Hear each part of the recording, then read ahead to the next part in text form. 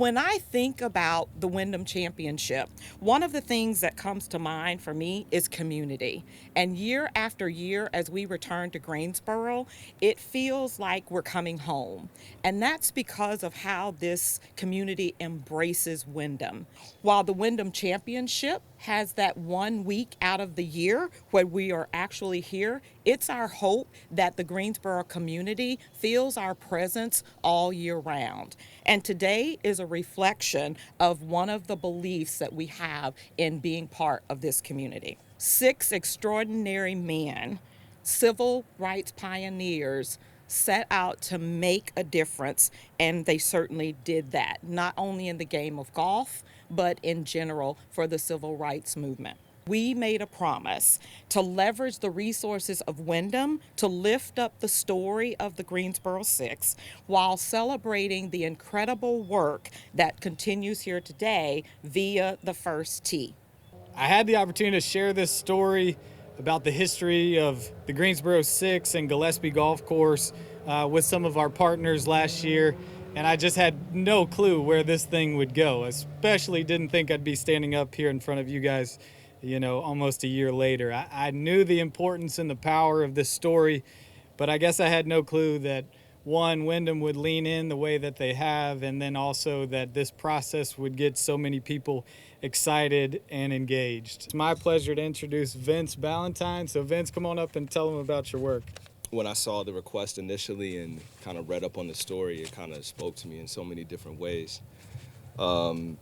These men were like very courageous to break down the barriers and open the doors for themselves that ultimately have benefited, brothers and sisters across the country and nationwide. So without the actions of these men, I wouldn't be able to be here today, literally standing on this spot on these greens to be able to present my art that is symbolic of them as individuals and who they were in this world.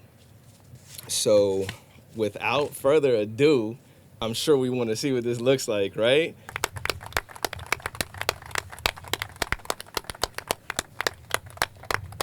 The centerpiece of the mural is the Greensboro Six themselves. And you can see as they're walking majestically onto the fairway. And they kind of, have the gates open behind them. So not only did they open it for themselves, but now the gates are open. So now people can, flow in behind them and we can, enlarge in this community.